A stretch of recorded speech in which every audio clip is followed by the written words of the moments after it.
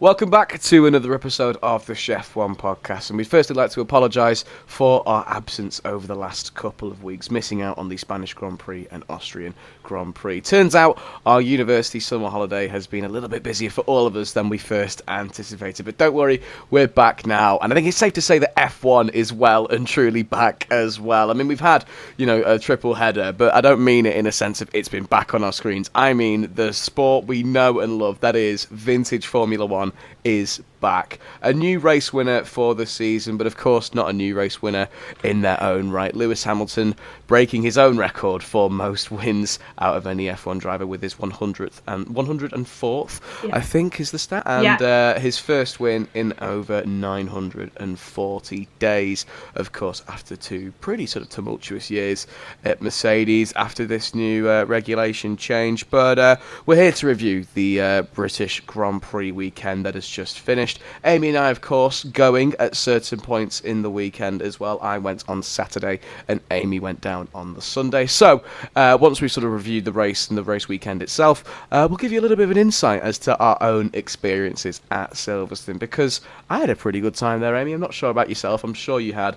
I'm sure you had a great time as well. No, I loved it. It's a Grand Prix. This and Monaco and Silverstone are the two that I'd have to go to in my lifetime. They're just so iconic. So to be able to go unexpectedly was definitely. I was just so excited being there. It was a very overwhelming experience, but I'm sure I'll get into that.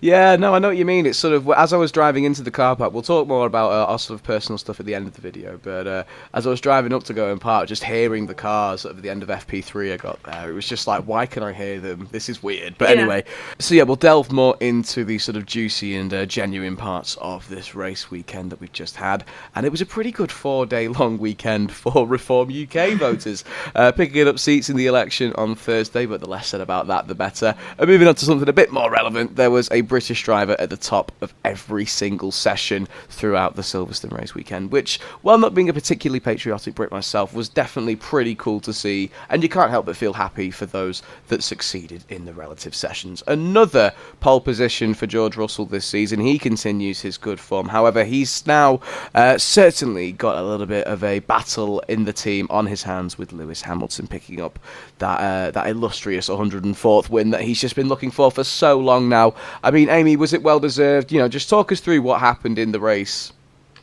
For Lewis, well, for me, he obviously was catching on George, and then the two McLarens just went ahead, and of course, I, as a McLaren fan, I was there, and I was rooting on Lando and Oscar, but of course, anything can happen in Formula 1, and it started to rain, and Mercedes, first of all, they just got it so right, but the way that Lewis shouldn't have done so well on them soft tyres after, changing back onto the slicks, he just massaged them, beautifully.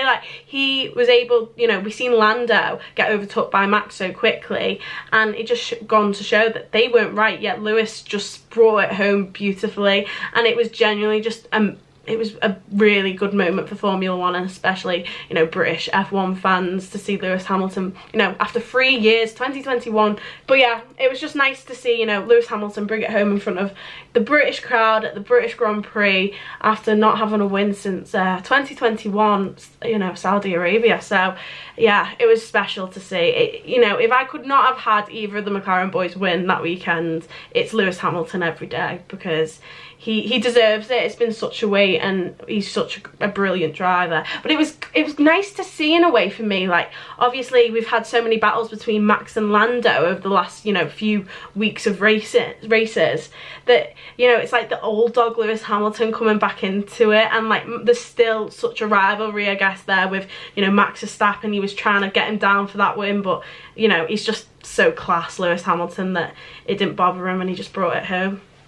Yeah, the unpredictable weather certainly coming into play as well. It was Jeremy Clarkson that predicted before the race that if there's going to be some weather trouble thrown up the driver's way, then Lewis Hamilton will win the race, because, he put it plainly in that the old boys are better in the wet. And he's got a point with Lewis in particular. He's certainly one of the greatest wet weather drivers of all time. But I think it's a common theme amongst those that are sort of considered the GOAT in their own right. They're all very good in the wet. And we saw just that with Lewis Hamilton picking up his win on Sunday. A shame for George Russell, though, because he was also putting on a pretty impressive drive. There could have been an opportunity for the win there as well, but I believe it was a water cooling issue. Which is really ironic. I know, which caused him to retire sort of about 15 minutes before the checkered flag was waved. And more sort of misfortune for Oscar Piastri at Silverstone as well. If we're talking about the sort of teammates that deserved more, it was a case of last year the safety car screwed his strategy over a bit. He didn't have enough pace on those hard tyres, even though he was arguably in the battle for the win. And then this year as well, he sort of he was left out instead of a double stack for McLaren, left out to do a lap in on a wet track in dry tyres, and that was just ultimately what sort of sent him flying down the pecking order, which is a shame because he's in excellent form at the moment. I think in this sort of triple header he has amassed more points than his teammate Lando Norris, who people have also been saying is in very good form as well. I think that is also down to the fact that Lando should have won last week at Austria, but for those of you that missed it, he was fighting Max for the lead, and Max sort of compromised both their races with a bit of moving under braking then, which I'm sure you can agree with me, Amy, was all his fault, unfortunately. I can agree with you, yeah, but that caused George Russell to sort of sweep in at the last minute, and another masterclass from him this season. They sort of seem to be growing in numbers, and another good weekend for him at Silverstone, picking up pole position, but unfortunately wasn't enough car in the race, if that makes sense. We'll talk about Max Verstappen now as well, and sort of Red Bull as a whole, because this is the first time I think that we saw a genuine struggle from him to keep up with the leading cars. It's a case of, okay, his qualifying went as well as it could have done, and he had floor damage, but then they repaired it overnight, it got to the race, and you thought, okay, this is Max's race to lose, even though he's starting from further back than pole position, and then he just couldn't catch the Mercedes drivers. That Merc was just comfortably the quickest car that weekend, and we haven't seen it that often. You do think, even though Perez will be fighting for P10 or whatever, that the Red Bull more often than not is the quickest car of every weekend, because Max goes and catches people really quickly, whoever's at the front, and pulls away with conviction. But no, he couldn't catch up to the Mercedes. He was having trouble with the McLarens. At one point he was fighting Carlos Sainz even further down, and then some more trickery at the end of the race meant that he ended up finishing P2. I mean, a podium for him is just inevitable at this point. But still, at least it wasn't a win from an entertainment standpoint. Nothing against Max personally, and then we'll talk about his teammate as well, Amy, because we saw at the start of the weekend Sergio Perez. He was under fire, saying that maybe they'll replace him with Ricciardo for 2025, despite signing a contract. And for you, was this weekend for Perez good enough to try and keep his seat? I don't think he's been good enough all season for me. I can't think of a standout race for him. And I think it was just so bizarre when there was a contract signed. It was a 2-year contract, and I just think that he's, Christian Horner's actually said that it was due to, they wanted to boost his confidence. He always has great starts of the season, but throughout it, he then starts to crumble. And they thought by signing it early, his confidence would build, and they'd have a secure, driver lineup going into next year. Of course, we're going to have a very silly season this year. But no, they're just clearly, they aren't going to win the Constructors at this point, very clearly. It's going to be between McLaren and Mercedes. So that's why they're probably thinking, oh gosh, maybe we did jump the bullet. Jump the gun. But, I don't really like the rumours, though, about the potential driver coming in, of course. I love the driver themselves, but Daniel Ricciardo, I just think this season, what more can Yuki Tsunoda do to get that Red Bull seat? He has been driving out of his skin. He has been... Yeah. For me, he's been the standout driver of the season, the most improved. He's really just come on leaps and bounds, and I think it's, what else can he do to prove that he should be in that second Red Bull seat? Yeah, no, I'm totally with you there. It's a case of... You're spot on with the question, what more can Tsunoda do? I mean, we can maybe cut this if this isn't, too appropriate to talk about. And I hate to do this, let's cast our minds back to the start of the season when talking about Sergio Perez and think about the Christian Horner controversy. Now, of course, touchy subject, we won't go into too much detail. But if you read all the news reports, it was a case of Max Verstappen will leave the team if he stays in his post. Adrian Newey has now left Red Bull, or will be doing at the end of the season, and maybe even held Helmut Marko jumping ship as well if Horner remained in a job there. But at no point did it say Sergio Perez would leave. So maybe, I don't know if that's a case of there was an agreement there. I hate to speculate this. I'm not trying to, stir the pot or anything like that. But maybe it's a case of Perez just kept his nose out of it and he played the politics game pretty well. Because it's pretty clear that Horner still has influence over who drives for the team. Because at no point did you see Perez rumoured to leave the team. And so maybe that is why... maybe Ricciardo won't be best pleased to work with Horner. Maybe Tsunoda in particular might not be best pleased to work with him either. So that could be a reason as to why Perez is in a seat, but perhaps a little bit of a tasteless one. But we'll just see how that develops, because of course that saga isn't over, unfortunately. He's still at Red Bull, and I think for as long as he is contracted to the team, there will be sort of, the sort of rumblings of what happened and what was unveiled before the season got underway. But yeah, no, back to the sort of on-track stuff. Perez, not been good enough at all. Straight away, you looked at Q1, I was there, just seeing him in the gravel, beached immediately as well. A part of the track where other drivers were going off, to be fair. I think Daniel Ricciardo almost had a moment, but stayed out of the gravel, didn't beach himself, didn't make a fool of himself in FP1, in Q1, sorry.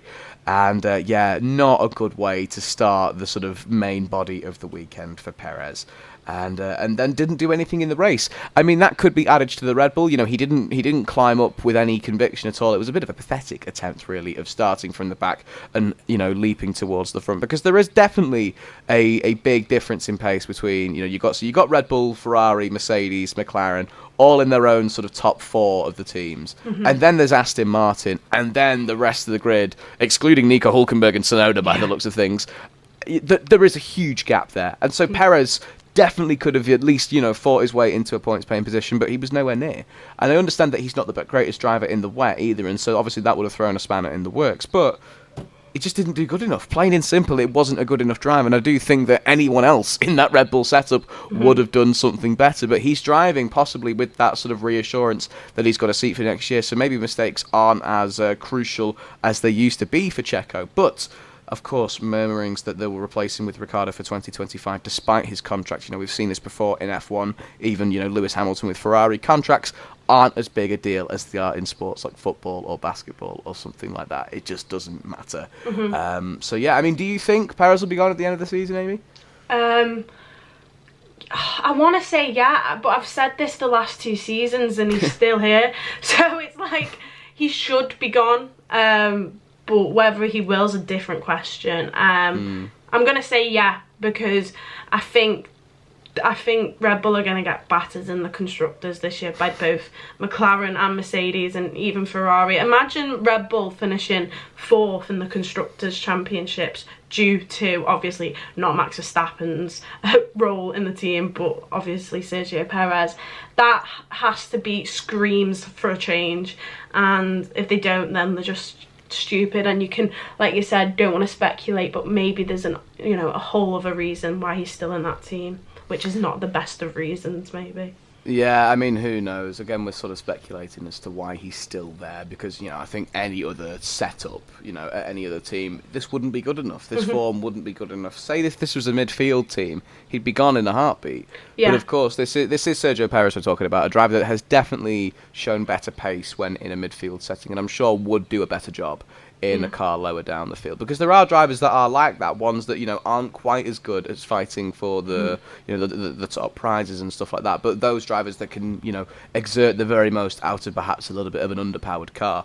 Sergio Perez is a prime example of that. But if these sorts of results were if he was putting them into say Aston Martin or someone like that, and he wasn't the owner's son, then he'd be gone by the end of the season. But that's a little bit harsh on Lance Stroll, actually. He's been doing pretty well at the moment. A little bit of a resurgence in form from him. But a man that I sort of briefly want to talk about now, if we move away from Sergio Perez, is Nico Hülkenberg. Now, for those of you that have been here for a while now that I'm a little bit of a Haas fan, which is something I never thought I'd say, but to be honest, this soft spot for them that I've developed is something I simply just cannot scratch off. And Hülkenberg, 2 P6 finishes in a row now in Austria and now in Silverstone, was on the ball in qualifying, was on the ball in the race, excluding his sort of difficult starts. I mean, that is crazy for Haas. And it's this period of safety. Again, there was no alarm bells ringing this weekend. They played things really safely. They didn't even need to use K-Mag as that sort of cork to keep anyone away from Hulkenberg's big haul of points. It was just the most un-Haas weekend we've ever seen. It was brilliant, and no fireworks went off. It went a little bit under the radar as well. So that is now a reassuring sign that people are expecting these results from Haas. Do you think that things have been drastically improved under new team principal? I think it's Ao Komatsu. I think his name is. It's 100%. I mean, the points prove it. I mean, Visa Cash App, what are they bloody called? What are they called? Red Bull RB. RB. I was like, what the hell? I've given them the full title. Visa Cash App Red Bull. No, but RB and Haas this season for me are just, they've got that standout driver and they've been getting the points. It shows that these cars can do it, and I don't know whether it's the drivers themselves, or they've built a car that's able to, go out and get results. And they've definitely been, taking on a role where, the Alpines have dropped off. So that's less people in the points. The Aston Martins have dropped off. So they're just taking advantage of, these teams, I guess, not being point-scoring cars. And Hulkenberg has been incredible. And I just I dread a little for next season for him, because how poor, Alfa Romeo, Sauber have been this season, and whether that'll continue next season, because he is a brilliant driver. And honestly, I feel like there could be a race this season where Nico Hulkenberg could even get on a podium. Obviously something crazy would have to happen, but the way he drives that car, it wouldn't shock me.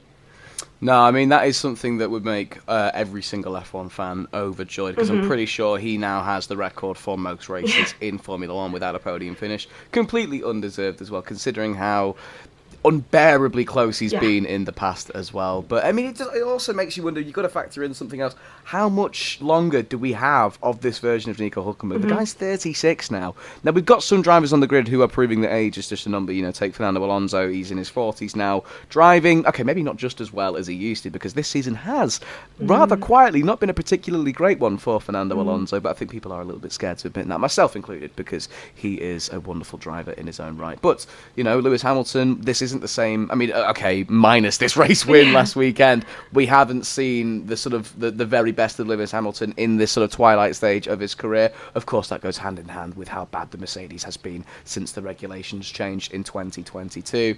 But Nico Hulkenberg, I mean, he's 36. That is sort of, a lot of drivers have either retired at this point or, start to retire, or at least think about it at this point in their career. And it would be such a huge shame to have such a wonderful career in the midfield ruined by no podium throughout his whole career.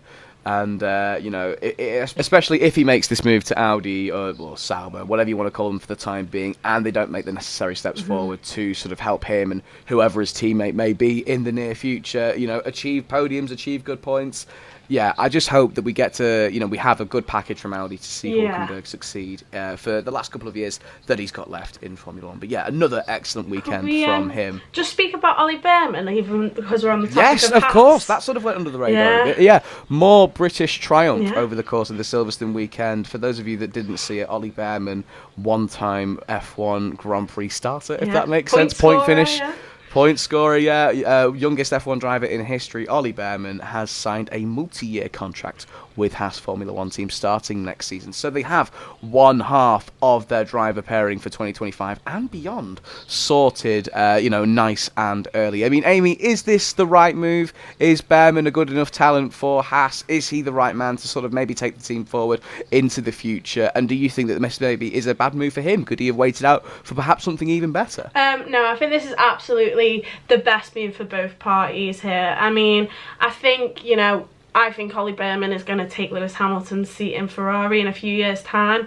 However, until then, getting that experience, just like Charles Leclerc did with Alfa Romeo, just building it up, has seemed to be a team that I would personally want to be in at the minute. And personally for Haas, I just think there's just slightly a little difference with Ollie than there was with Mick Schumacher. I know Mick Schumacher won F2, but the support and the excitement around Ollie Behrman, even though Mick Schumacher was Michael Schumacher's son, I think there's just so much, and we've seen it on, you know, in the race. What race was it now? Was it Qatar? Saudi Arabia. Saudi Arabia, when Carlos Sainz had appendicitis. But yeah, no, he just proved it then for me, and he's so mature. He's 18, isn't he? And 18, 19. 18, 90, and he's seems so much more mature than me, and he's younger than me. So he's just yeah, no, I'm just so excited for him, and I think it's the best move to get some experience. I think Haas is going to be a brilliant car. I think he's going to be able to get some great points with them next season. I hope so, and that'll just, you know, build up his confidence for inevitably moving into that Ferrari seat. So yeah. Yeah, I'm sure that is the aim for him. You know, Ferrari Driver Academy for goodness knows how long now. Haas, of course, Ferrari customers. And it sort of asks questions of now, who are they going to sign alongside him? They've lost Nico Hulkenberg, who probably would have been their first choice of their two current drivers. They've still got Kevin Magnussen, long-time servant to the team, and someone that, okay, well, he has been sort of outperformed by Hulkenberg this season, hasn't done a terrible job, you know, and maybe could be a sort of nice, wise head to help Ollie Behrman mature and develop into an even better driver.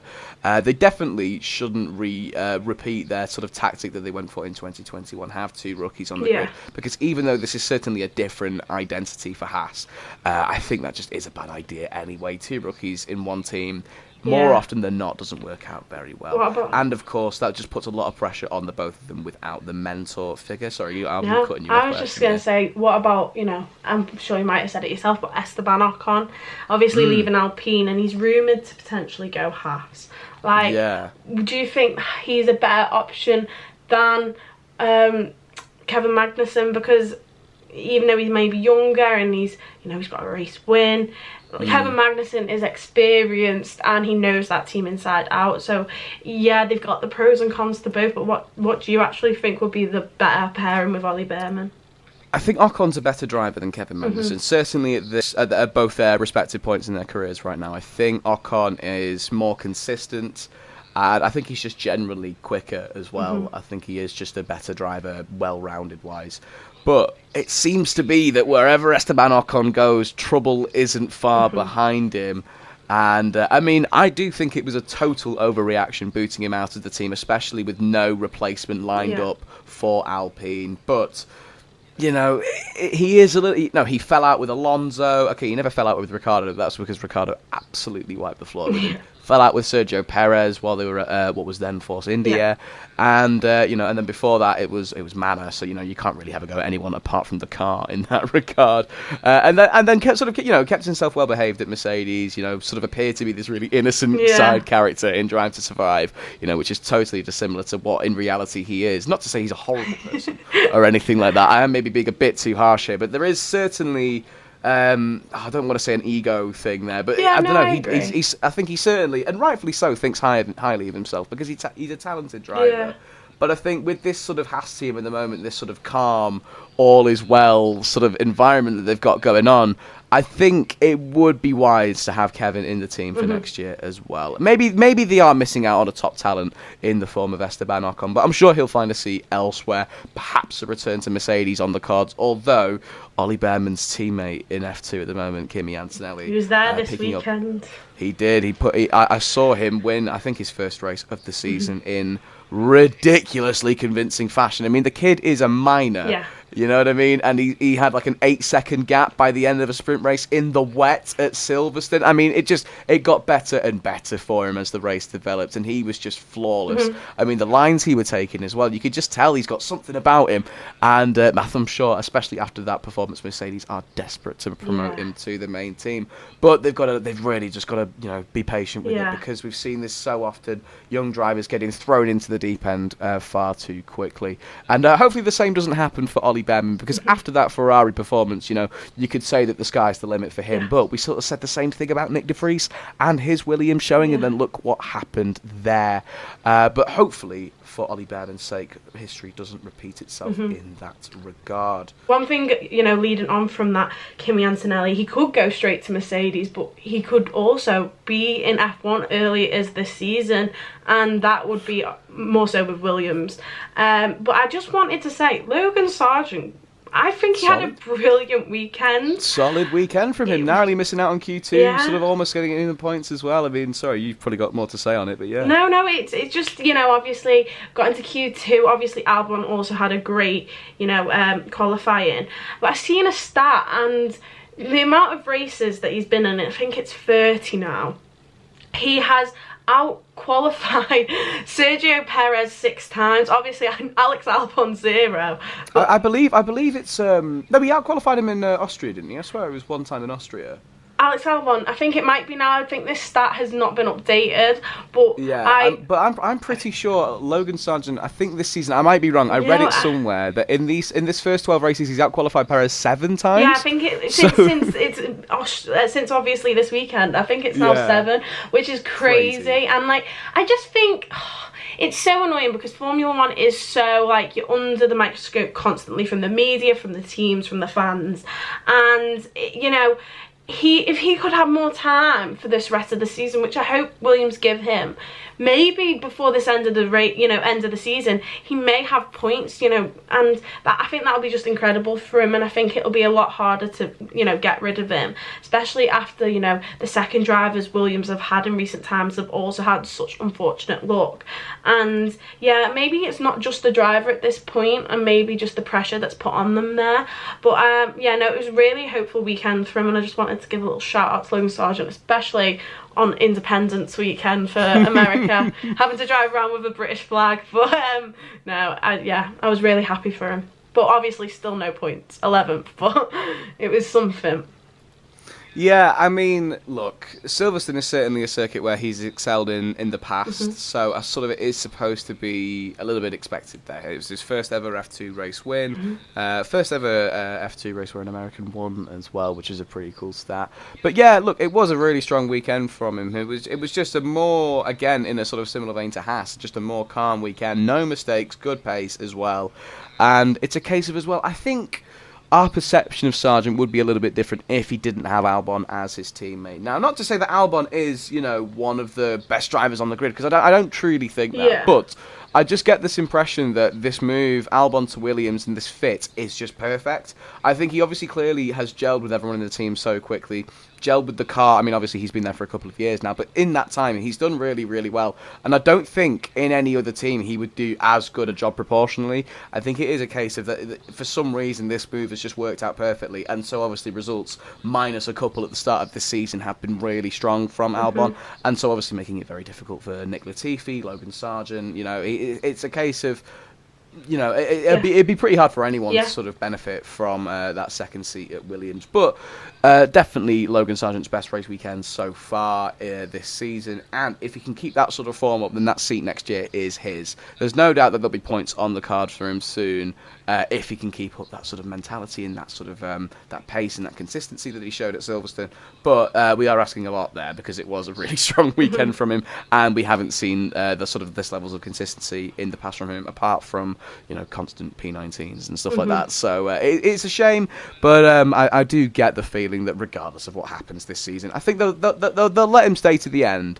But he's gone. He's a goner by the end of this season, Logan Sargent, I'd say. And I'm pretty sure we all predicted that at the start of the year. You can check out that video on the channel, because it is definitely one of our better ones. And you can have a laugh at us as well, because we've got a lot of them wrong in the meantime. Although my Carlos Sainz to Williams one is still on the cards, and no one saw that coming until very recently. So, yeah, check that out if you haven't already. But let's just move on to the sort of final topic of discussion now, before we talk about our own Silverstone experiences. And Ferrari.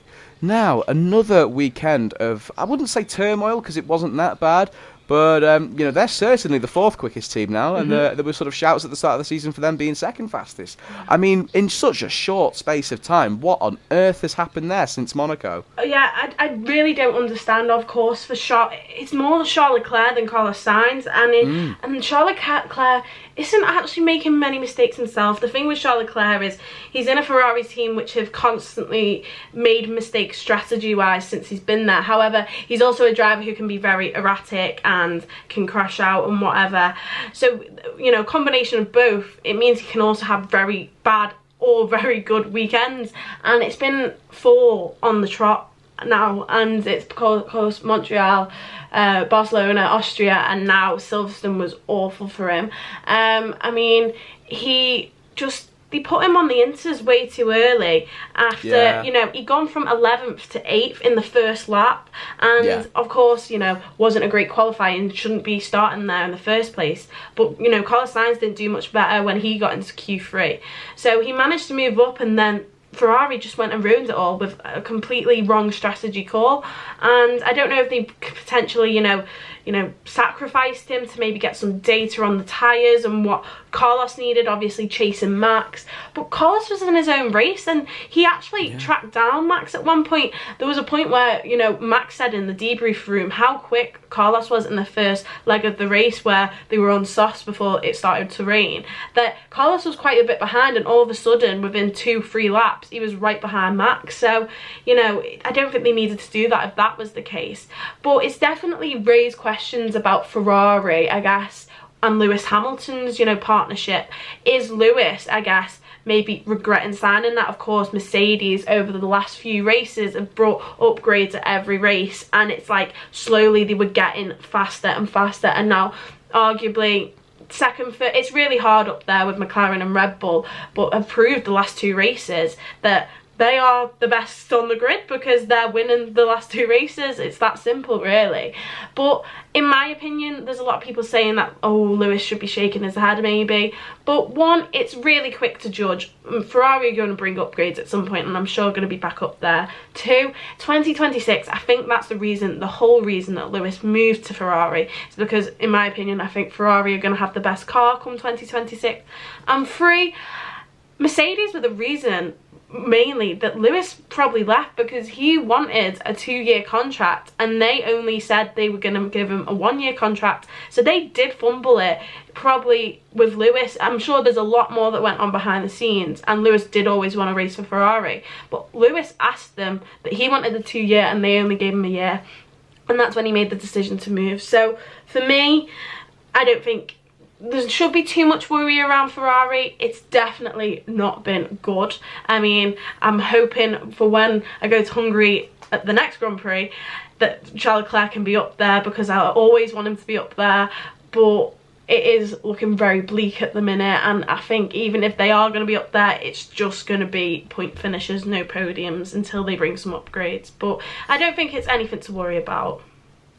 Yeah, I mean, if you look at the sort of types of tracks that they've succeeded at this season, of course, Leclerc picking up that race win, I mean, it's a podium, and that race win, that illustrious sort of sought-after one in Monaco. And then since then, we've not really had a track like it. So maybe it's just a case of where their car excels is around the sort of lower speed circuits, which is sort of to be predicted because Mercedes and McLaren have had issues there in the past as well.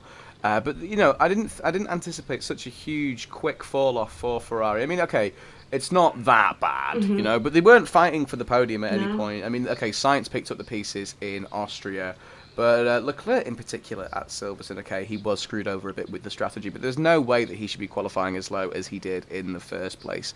I think that is, I mean, I can sort of say this, be a bit of a hypocrite, but, one thing that he sort of needs to work on is his wet weather driving. Now, who am I to tell an F1 driver how to drive? But what I mean is that it is something that he's always struggled with. But he has also had teammates that have been decent wet weather drivers in comparison as well. You look back to 2020, terrible Ferrari car, Leclerc doing a really great job at sort of getting the most out of it. We had that one race in Turkey where it was chucking it down, and Seb absolutely I wouldn't say destroyed him. It was that mistake last lap from Leclerc that sort of saw Seb slide through and pick up what should have been Leclerc's podium, or was it a P2 in the end? I can't quite remember.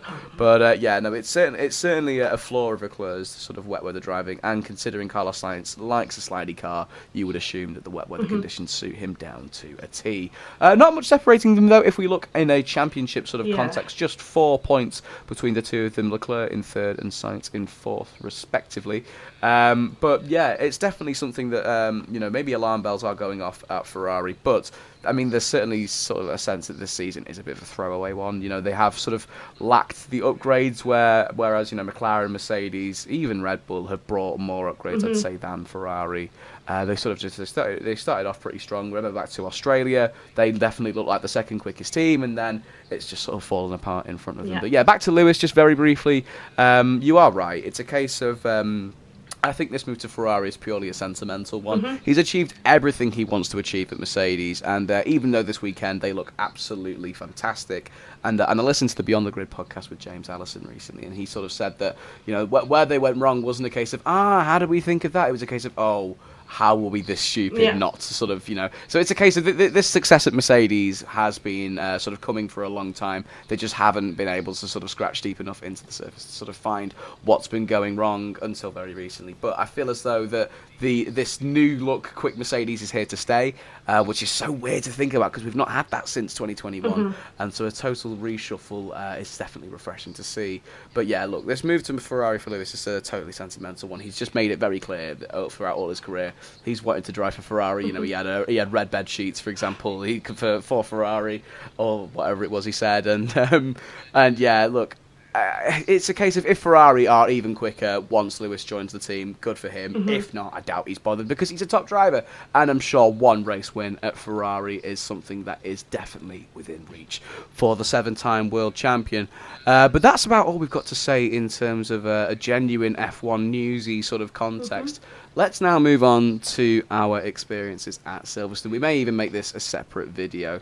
So I went on the Saturday, and Amy went on the Sunday, and we were treated, basically. If you want to check out a couple of videos that I snapped on there, basically had this really cool moment where I got to watch the England game with George Russell and Lewis Hamilton, which was insane. I'm sure Seb will put the video on screen here now, but if you want to check out our TikTok, it will be linked in the description down below. Definitely drop that a follow because we're definitely going to try and promote that a little bit more. And then also some filming for the F1 film starring Brad Pitt. Caught some snapshots of that as well. Sorry? Did you? I mean, it too, yeah. So it's a case of the car. It's interesting. I think this was already knowledge already, but they've got F1 chassis, but they're using F2 engines with like tripods attached to the back of the cars, which is really weird because we were walking around the track and it was like, hang on, why are we hearing F2 cars? What's going on? Look through the grandstands and it's filming going on for the film. I mean, have you seen the trailer for it? Yeah, I watched it. I mean, I weren't fully convinced that I'm gonna really enjoy it. Have you seen a lot of tweets? Like fake I think those accounts are fake. I think they are fake because the one where they sort of let go of Nick DeFries in like not real life as well. I mean, poor guy. I think those accounts are fake though. I'm not gonna lie. But they're doing a very good job of convincing me. That's for sure. But it's certainly interesting to see the filming. Interesting to see Brad Pitt also in the media pen doing interviews. I don't know if you saw that Alonso. Just looking totally perplexed as to why he's there. But you know what? I mean, it is necessary if they do want a fully immersive and realistic film experience. I felt for Lando Norris. He was given an interview, of course, after losing a race that he probably should have won, and he could clearly see he was at his down, he was really down, and just in the background walks Brad Pitt ready for his fake interview, and I'm like, oh my god, if he turns around he's gonna be fuming. No, I know. It's certainly disrupted the paddock a little bit, but I'd say a welcome addition. Cool. No one's forcing them out or anything like that.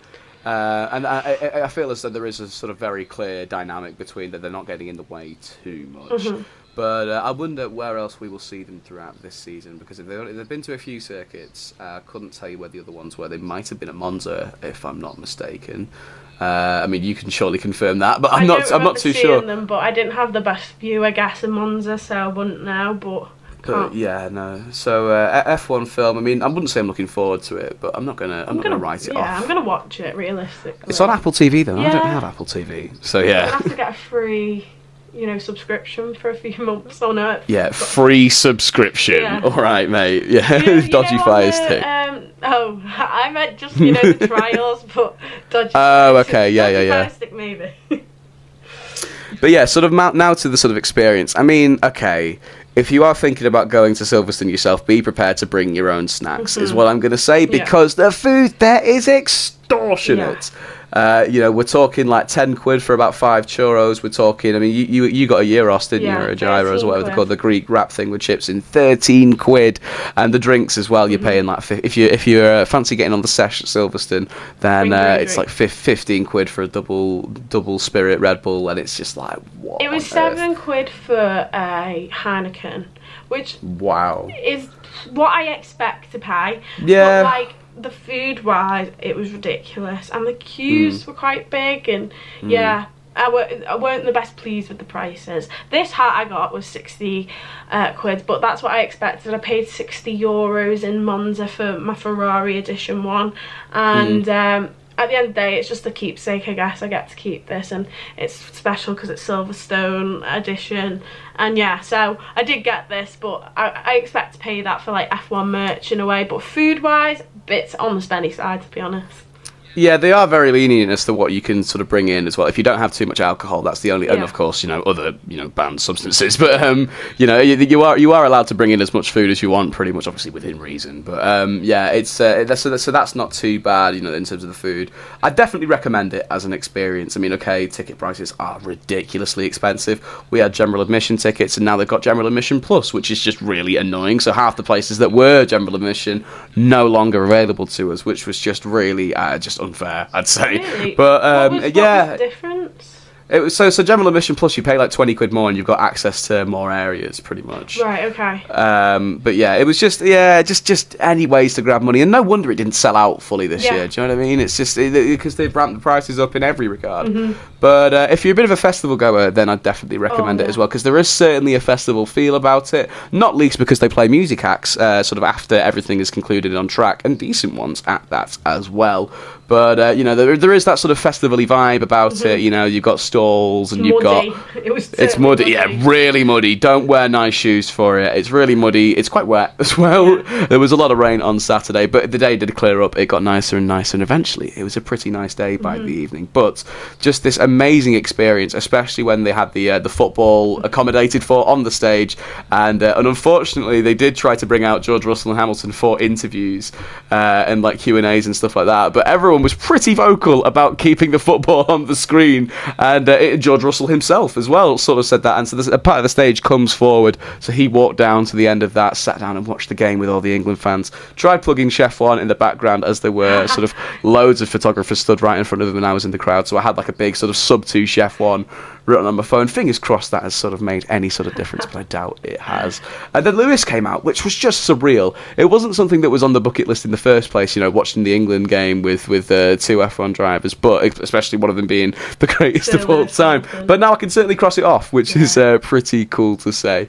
But I mean, not that they noticed me or anything, but hey, it still meant a lot. And I mean, what about your Sunday experience? You sort of had people on the stage, didn't you? Yeah, so I got in and it was great. I mean, when I went to Monza, I had the 3 days, and I feel like when I go Hungary, it's going to be similar, where I have 3 days to really get to walk around and see different parts of the track. But when I was, went into Silverstone, it is massive. Like, I did not realise how big it was. Like, it's so much bigger than Monza. With Monza, it was like a single track, like a pathway that you could walk and follow around the whole track, and that's what I did on the Friday when I was in Monza. But I did not have time on the Sunday, so I only got to see like the Abbey part of it, and Cops Corner, and then obviously way down to Abbey, and then where I was in Club Corner B.